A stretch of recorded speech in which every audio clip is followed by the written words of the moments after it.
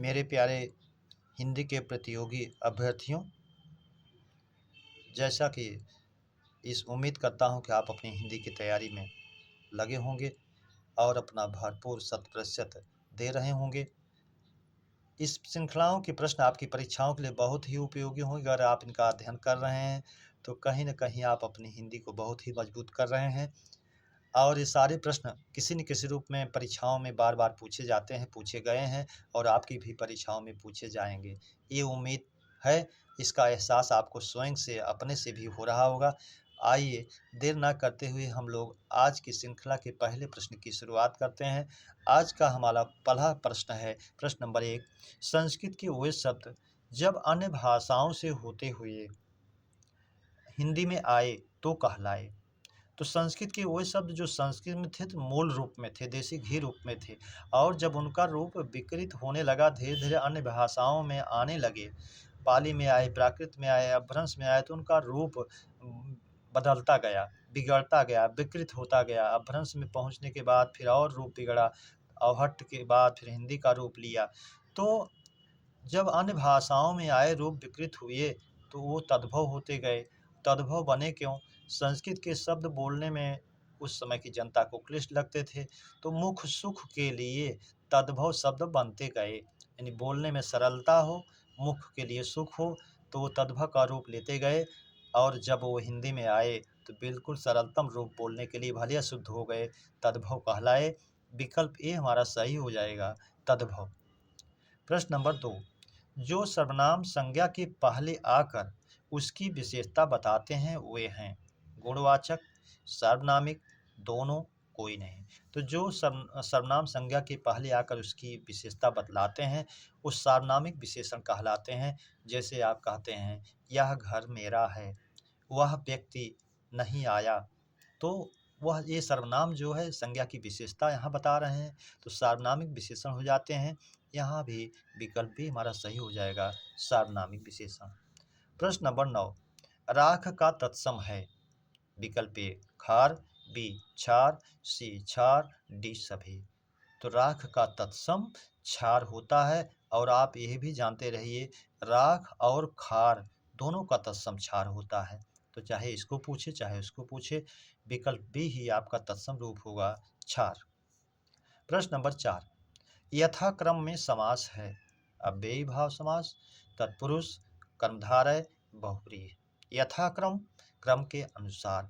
आप जानते हैं जब किसी शब्द के पहले जिसका पूर्व शब्द अव्यय हो, उपसर्ग हो, निपात हो, तो अव्ययी भाव होता है, और वो अव्यय जब उस शब्द में मिलता है तो उसे भी अव्ययी भाव बना देता है, यानी उसका रूप फिर नहीं बदल सकता है।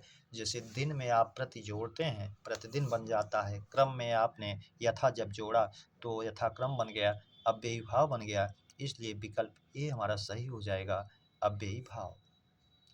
प्रश्न नंबर 5, तथैव का संधि विच्छेद है। तथ प्लस यो, तथा प्लस यो, तथैव प्लस अ, व डी कोई नहीं। तो देखें तो तथ प्लस यो भी आपका बन रहा है, था में आ है, इधर ए है, आई बन गया, तथैव हो गया, लेकिन शब्द निरर्थक है, इसलिए ये शुद्ध नहीं माना जाएगा। शब्द में नियम का पालन भी हो और शब्द वर्ण में नियम का पालन भी हो और शब्द सार्थक भी हो, तभी वो संधि मानी जाएगी। तो तथा यो, तथा माने वैसे, यो माने ही, ये शब्द दोनों सार्थक हैं, इसलिए विकल्प भी हमारा सही हो जाएगा। और वृद्धि स्वर संधि हो जाएगी, आ या आ के बाद ए या आई आए तो उसका आई रूप हो जाता है। प्रश्न नंबर 6, सुगम में उपसर्ग है और मूल शब्द दोनों पूछ रहा है। तो सु प्लस अगम, सु प्लस गम, सुग प्लस म, डी कोई नहीं। तो सु माने आसानी से, सुंदर ढंग से, गम माने जहाँ जाया जा सके, जो सुगम हो वही सु प्लस गम, सुगम। विकल्प भी हमारा सही हो जाएगा। प्रश्न नंबर 7, पठनीय में प्रत्यय है नीय, अनीय, ठनीय, डी कोई नहीं। तो पठनीय में पठ प्लस अनीय, पठनीय होता है, अनीय जो है चाहिए के अर्थ में, पठनीय योग्य के अर्थ में, तो अनीय पी उपसर्ग हमारा सही हो जाएगा, अनीय। प्रश्न नंबर 8, कुरंग, तुरंग समश्रुत भिन्नार्थक शब्द का अर्थ है। गधा, घोड़ा, हरिण, घोड़ा, रंगहीन, अश्व, डी कोई नहीं। तो कुरंग माने जानते हैं हरिण होता है और तुरंग माने घोड़ा होता है। अब कुरंग को अनेकार्थी में आपको माने खराब रंग माने रंग, खराब वाला रंग कर्मधारय में ले जाइए समास बनाते समय, वो अलग चीज़ है। यहाँ कुरंग मूल शब्द मान करके हरिण इसका अर्थ लिया जाता है, इसलिए कुरंग माने हरिण और तुरंग माने घोड़ा। तुरंग को भी जाते हैं आप, तुर माने तेजी से गमन करने वाला, शाब्दिक अर्थ भी आप जानते रहें। तो तुरग कहे या तुरंग कहे, दोनों का अर्थ घोड़ा ही होगा। त्वरित गति से गमन करने वाला, तुर माने त्वरित, तुरंत का तत्सम भी होता है त्वरित, यहाँ तुर दिया है तो हरिण हो जाएगा और घोड़ा हो जाएगा, विकल्प भी हमारा सही हो जाएगा। प्रश्न नंबर 9, किसी बात को बार बार कहना वाक्यांश का एक शब्द है। पृष्ठपेषण, पुनर्कथन, पुनरावृत्ति, डिप्रेक्षण। तो किसी बात को बार बार दोहराना कहना पृष्ठपेषण होता है, परीक्षाओं में पूछा भी गया है, इसलिए विकल्प ए हमारा सही हो जाएगा, पृष्ठपेषण। प्रश्न नंबर 10, विशिष्ट वर्ण जो ये बना हुआ है घूमकर ला की तरह या का की तरह किस भाषा के सम्मान में पुनः स्वीकार किया गया। ए पंजाबी, बी जापानी, सी हरियाणवी, डी गुजराती। तो ये बना हुआ विशिष्ट वर्ण जो है ये हरियाणवी भाषा के सम्मान में स्वीकार किया गया, विकल्प सी हमारा सही हो जाएगा। इस समय इसको कुछ हम साथी 53वें वर्ण के रूप में स्वीकार कर रहे हैं, लेकिन इसका कोई पुष्ट प्रमाण नहीं है। 53 वर्ण नहीं बल्कि वर्णों की संख्या हिंदी में 52 ही मानी जाए। इसको विशिष्ट वर्ण के रूप में स्वीकार किया गया है। सन 2000 के पहले यह विशिष्ट वर्ण के रूप में था, बीच में हटा दिया गया। तो 2000 से अगस्त 2024 के बीच में ये शब्द बाहर था। पुनः हिंदी निदेशालय ने इसे विशिष्ट वर्ण के रूप में हरियाणवी भाषा के सम्मान में स्वीकार किया है, तो आप इसको विशिष्ट वर्ण के रूप में ही जानें, इसलिए विकल्प सी हमारा हरियाणवी हो जाएगा। प्रश्न नंबर 11, धनिया का तत्सम है। ए धन्याक, बी धनिका, सी दोनों, डी कोई नहीं। तो धन्या का वास्तविक तत्सम तो धन्याक होना चाहिए और है भी, लेकिन कुछ हमारे महान विद्वान जो धनिका के रूप में स्वीकार किए हैं, तो धनिका तो धनी महिला के लिए प्रयोग वास्तव में शब्द के अनुसार होना चाहिए, लेकिन वो माने हैं। कहीं परीक्षा में आपसे अगर इसको भी मानता है तो आप जानते रहिए, चूंकि दिया है लोगों ने माना है, जबकि उसका धन्याक होना चाहिए। तो आप धन्याक और धनिका दोनों को जानते रहें, विकल्प सी दोनों को मान के चलिए। नहीं, प्रथम विकल्प तो आपको धन्याक ही मिलेगा, क्योंकि धनिक माने धन से संबंध रखने वाला धनी पुरुष, और धनिका माने धन से संबंध रखने वाली महिला के लिए है, धनी महिला के लिए है। लेकिन आप विकल्प सी के रूप में ही जानें। आपकी परीक्षाओं में जो विकल्प मिले उसी को आप दोनों में से मानें, दोनों नहीं मिलेगा। अगर दोनों मिलेगा तो फिर दोनों देना चाहिए उसको। प्रश्न नंबर 12, जब कर्ता एक कार्य समाप्त कर दूसरा शुरू करता है तो पहले होने वाली क्रिया होती है पूर्वकालिक, तात्कालिक, प्रेरणार्थक, संयुक्त क्रिया। तो जो दो क्रियाएं संयुक्त रूप से मिलती हैं तो संयुक्त होती है। प्रेरणार्थक कर्ता स्वयं कार्य ना करके दूसरे से करवाता है तो प्रेरणार्थक है। तत्कालिक वो क्रिया दोनों जिसमें समय का अंतर ना होकर क्रम का अंतर हो, ये भी नहीं है।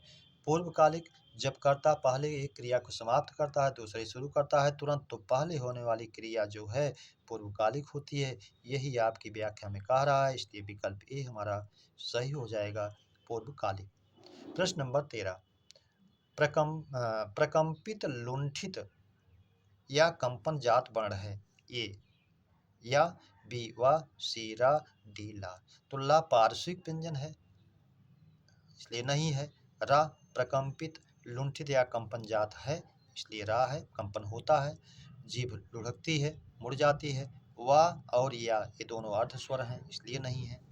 प्रश्न नंबर 14, प्लुत स्वर का अधिकतर प्रयोग हुआ है हिंदी में, लौकिक संस्कृत में, वैदिक संस्कृत में, डी सभी में नहीं। लौकिक संस्कृत में ही वैदिक संस्कृत में ही इसका ज़्यादा प्रयोग होता है। लौकिक संस्कृत जो हम लोग पढ़ते हैं उसमें इसका प्रयोग नाम मात्र होता है, इसलिए विकल्प सी सही हो जाएगा, वैदिक संस्कृत। प्रश्न नंबर 15, जो क्रिया ध्वनियों का अनुकरण करके बनाई गई है वे हैं। ए ध्वन्यात्मक, बी अनुकरणात्मक, सी संयुक्त, डी कोई नहीं। तो जो क्रिया ध्वनियों का अनुकरण करके बनाई गई हैं वो अनुकरण करने के कारण अनुकरणात्मक है, जैसे हिनहिनाना, भिनभिनाना, खटखटाना, तो हमारा इसमें चला जाता है अनुकरणात्मक। प्रश्न नंबर 16, वर्णों का अतिशय सामीप्य है। ए समास, बी संधि, सी दोनों, डी कोई नहीं। तो आप जानते हैं वर्णों में निकटता आती है, वर्णों में समीपता आती है संधि में, इसलिए विकल्प भी हमारा सही हो जाएगा संधि। समास में तो शब्दों का मेल होता है, पदों का मेल होता है। अगला प्रश्न है हमारा प्रश्न नंबर 17,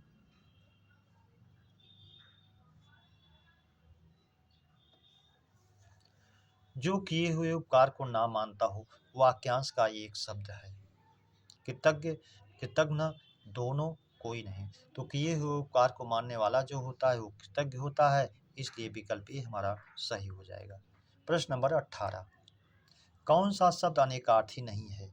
ए गो, बी कर, सी कोट, डी किरण। डी किरण है, तो किरण नहीं है क्योंकि किरण अनेकार्थी नहीं है। कोटि धनुष का सिरा शिरडी करोड़ होता है, इसलिए है। कर हाथ टैक्स किरण सूर्ण होता है, इसलिए है। गो गाय, किरण इंद्री, स्वर्ग पृथ्वी, ये सब होता है, इसलिए है। इसमें विकल्प डी हमारा किरण जो है वो नहीं है, इसलिए विकल्प डी सही हो जाएगा किरण। अगला प्रश्न है हमारा प्रश्न नंबर 18, कौन सा शब्द अनेकार्थी नहीं है। अच्छा हो गया। प्रश्न नंबर 19, जिसकी कामना पूर्ण हो गई हो वाक्यांश का एक शब्द है। आप्त काम, बी पूर्ण काम, सी सिद्ध काम, डी सभी। तो जिसकी कामना पूर्ण हो गई, तीनों यहाँ वाक्यांश का शब्द शुद्ध है। प्रायः आपकी परीक्षाओं में आप्त काम ही पूछता है, तो इसको तो आप जानते रहिए, लेकिन पूर्ण काम और सिद्ध काम अगर कहता है तो आप इसे भी जानें, इसलिए विकल्प डी हमारा सही हो जाएगा सभी। प्रश्न नंबर 20, अशुद्ध विलोम युग्म है। शुद्ध विशुद्ध, आहार अनाहार, सूर भीर, कायर निडर। तो कायर और निडर तो विलोम है, सही है। सूर भीर, भीर और डरपोक, वीर और डरपोक, ये भी सही है। आहार अनाहार, भोजन और जो भोजन ना हो तो वो भी सही है। शुद्ध विशुद्ध, तो शुद्ध और विशुद्ध तो एक दूसरे के पर्याय हैं। यहाँ बी जो है विशिष्ट शुद्धता के लिए प्रयुक्त होता है, इसलिए यही विकल्प हमारा अशुद्ध है। प्रश्न नंबर 21, ईश्वर का विलोम है। अनीश्वर, सही है। बी जीव, ये भी होता है, सही है। सी दोनों, इसलिए विकल्प सी हमारा सही हो जाएगा दोनों, कोई नहीं से कोई मतलब नहीं। प्रश्न नंबर 22, षट्पद और षट्पदी समश्रुत भिन्नार्थक शब्द का अर्थ है। पक्ष, पक्षी, कोई मतलब नहीं, गलत है। बी भ्रमर, जू, भ्रमर और जू। षड्पद 6 पैर हैं जिससे भ्रमर होता है, षड्पदी 6 पैरों वाली तो इसको जू होता है, इसका ये भी आप जानते हैं, इसलिए विकल्प बी ही हमारा सही हो जाएगा। भ्रमर और जू दोनों से कोई मतलब नहीं। प्रश्न नंबर 23, गृहिणी में प्रत्यय है। ई ऋ ऋ सी इनी डी तीनों। तो मूल शब्द है गृह, इनी प्रत्यय है, गृहिणी भूपंता है, इसलिए विकल्प सी सही हो जाएगा इनी। प्रश्न नंबर 24, निम्न में तत्सम शब्द है। साप, श्राप, रूख, ईहा। तो ईहा माने इच्छा होती है और इसका तत्सम होता है ईप्सा, तो इसलिए तद्भव है। रूख, रूख जो है ये वृक्ष का तद्भव है, बिरवा या रूख वृक्ष का तद्भव होता है, इसलिए ये भी है। श्राप, अब साप को आप कहते हैं श्राप के रूप में कह लेते हैं, कहीं किताबों में अशुद्ध भी दिया गया है, लेकिन इसका शुद्ध शब्द साप ही होता है जो संस्कृत में भी मिलता है, इसलिए विकल्प ये ही सही हो जाएगा तत्सम के रूप में, विकल्प ये हमारा साप। प्रश्न नंबर 25, निम्न में शुद्ध वर्तनी वाला शब्द है। ए पश्चाताप, बी पश्चाताप, सी कौनते, डी ऋषिकेश। तो हृषिकेश नहीं होता है, ये शब्द होता है हृषिकेश, जिसका संधि विग्रह करने पर दोनों का स्वतंत्र अर्थ होता है। हृषिक प्लस ईश गुण स्वर संधि हो जाती है। हृषिक का शाब्दिक अर्थ होता है इंद्रिय, ईश माने स्वामी, जो इंद्रियों का स्वामी हो अर्थात इंद्रियों पर नियंत्रण कर सके, तो ये हृषिकेश जो है भगवान कृष्ण का पर्यायवाची हो जाता है। और गुडाकेश जब कहता है तो गुडाका प्लस ईश अर्जुन का हो जाता है और भगवान शिव का भी है। कौनते भी अशुद्ध है, अगर कौनते होता तो शुद्ध होता। जैसे आप कहते हैं कुंती प्लस ए, कुंती के पुत्र अर्थात अर्जुन, तो कौनते अगर होता तो शुद्ध होता। पश्चाताप जो है अशुद्ध है, पश्चात और ताप कर रहा है अशुद्ध है। शुद्ध शब्द होता है इसमें जो दो शब्द मिले हुए हैं, पश्चात प्लस ताप, यानी कोई खराब कृत्य होने पर आदमी जो प्रायश्चित करता है वो पश्चाताप है। तो इसमें शुद्ध व्यंजन का एकता आधा और होना चाहिए। तो पश्चात प्लस ताप पश्चाताप, इसलिए विकल्प भी हमारा सही होगा वर्तनी की दृष्टि से। प्रश्न नंबर 26, अशुद्ध वर्तनी वाला शब्द है। ए ऊषा, बी उदीच्य, सी कुलांगर, डी सभी। तो अशुद्ध की वर्तनी के नज़रिए से तो सभी अशुद्ध हैं। ऊषा नहीं, ऊषा काल होता है, प्रातः काल के लिए प्रयुक्त होता है। उदीच्य नहीं, औदीच्य होता है, उदीची प्लस या, अगर औदीच्य होता तो सही होता। कुलांगार, कुल अंगार, अगर कुलांगार होता तो भी इस कुल जो कुल का नाश करने वाला हो तो ये भी सही होता। इसलिए विकल्प डी सभी अशुद्ध हैं। कुल का विनाश करने वाला कुलांगार, उदीची, उदीची, उदीची में या प्रत्यय, उदीची उत्तर दिशा को कहते हैं, उषा प्रातः काल के समय को कहते हैं। प्रश्न नंबर 27, मध्वा पर्याय है। ए पुरंदर, बी सहस्राक्ष, सी सचीपति, डी सभी का। तो मध्वा नहीं है बल्कि ये मघवा है। प्राय किताबों में आप मघवा भी देखते हैं जो अशुद्ध, मध्वा देखते हैं जो अशुद्ध होता है। तो मघवा जो है इंद्र का पर्यायवाची है। तो पुरंदर भी है, बी सहस्राक्ष भी है, हजार नेत्र वाले भगवान इंद्र ही हैं। सहस्राक्ष सहस्र नयन कहते हैं। सचीपति इनकी सची इनकी पत्नी है, उनके स्वामी हैं, इसलिए ये भी सही है। डी सभी का तीसरा विकल्प हमारा चौथा सही हो जाएगा। प्रश्न नंबर 28, जीवनेश पर्याय है। कृतांत, अंतक, यम सभी का। तो जीवन प्लस ईश, जीवनेश, जीवन के स्वामी कौन है? यमराज हैं, इसलिए कृतांत किए हुए का अंत करने वाला यमराज हैं। अंतक, अंत करने वाले जो हैं यमराज हैं। यम हई हैं, इसलिए विकल्प डी हमारा सही हो जाएगा सभी। प्रश्न नंबर 29, खर का अनेकार्थी है। ए गधा, बी तिनका, सी प्रखर, डी सभी। तो खर माने गधा होता है, अनेकार्थी में गधा भी है, खर का तिनका भी है, प्रखर माने तेज होता है ये भी है, इसलिए विकल्प डी हमारा सही हो जाएगा सभी। प्रश्न नंबर 30, अशुद्ध वाक्यांश वाला शब्द है। ए दोपहर का सूर्य मार्तंड होता है, सही है। बी आधी रात का समय निशीथ, सही है। तारों भरी रात विभावरी होती है, सही है। डी चांदनी युक्त रात कुहू दे रहा है, जो अशुद्ध है। चांदनी रात को हम सरवरी कहते हैं, अगर कुहू की जगह सरवरी होता तो यह भी शुद्ध होता, इसीलिए यह वाक्यांश का शब्द अशुद्ध है, विकल्प डी। प्रश्न नंबर 31, पूर्णिमा की रात वाक्यांश का एक शब्द है। राका, सरवरी, कुहू, त्रियामा। तो त्रियामा रात्र के तीसरे पहर को त्रियामा कहते हैं। कुहू अमावस्या की रात को कुहू कहते हैं, इसको भी आप जानते रहे, परीक्षाओं में बार बार पूछा है। सरवरी चांदनी युक्त रात को सरवरी कहते हैं। राका पूर्णिमा की रात को राका कहते हैं, इसलिए विकल्प ए हमारा सही हो जाएगा राका। प्रश्न नंबर हमारा 32,